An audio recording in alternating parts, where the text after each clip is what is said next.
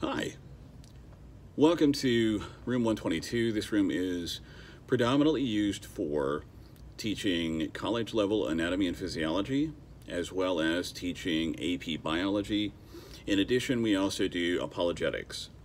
Now, you may be asking, what exactly are each one of those? So AP biology is a level of coursework that is designed in such a way that when we teach it, the student should be able and be ready to take an exam near the end of their year. If they pass the exam with a score that is high enough, they receive a certain amount of college credit as recognized by the various different credentialing agencies at the various universities.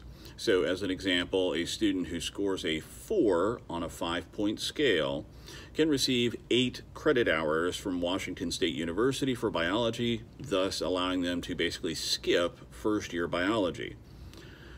When we talk about anatomy and physiology, it's designed in such a way that you would be able to go through and it's accredited through Northwest Nazarene University. The student is granted 4 university credits for human biology, but the coursework is all clinical anatomy and physiology. My background and how I teach this is as a medical laboratory scientist with specialties in immunology, virology, and microbiology. I retired out of medicine about 8 years ago and have still had my hand in it through consulting work and things of that nature over a good number of years.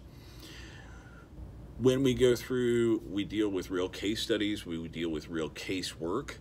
We ensure that the student has not only the fundamental understanding of the 11 different systems within the body, but we get down into the nitty-gritty detail of how exactly certain antibodies and antigens work. How does your immune system create either a humoral or cellular response, depending on what it's exposed to, that sort of thing. When we deal with apologetics, apologetics is taught from the standpoint of using science to prove the existence of God. Apologetics isn't really an apology of things. It comes from the Greek word apologia, which is to defend. Within the church, you can have what are called polemics, where different individuals or theologians may disagree, but at the same time they all agree, as an example, that they're Christian.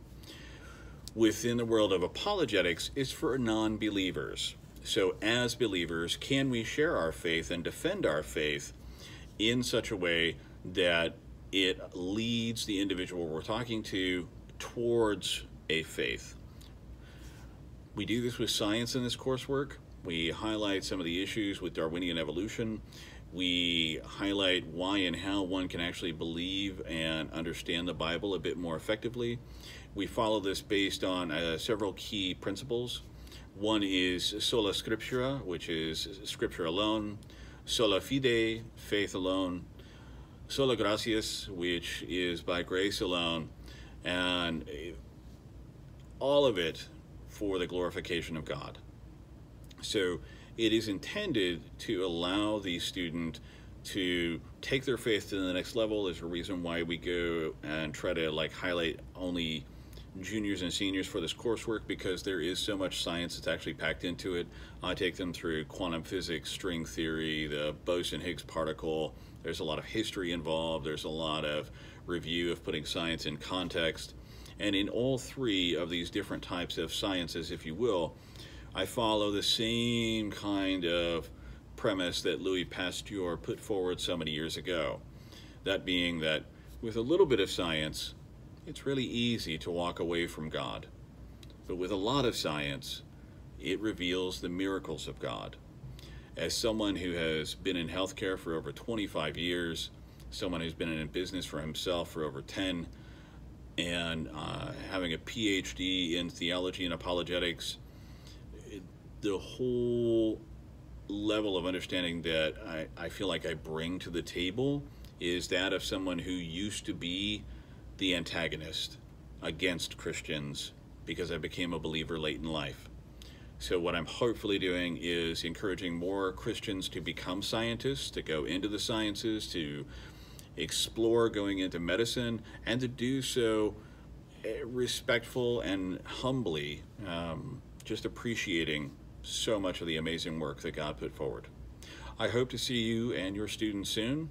One of the other things that I do here for the organization is act as the powerlifting coach.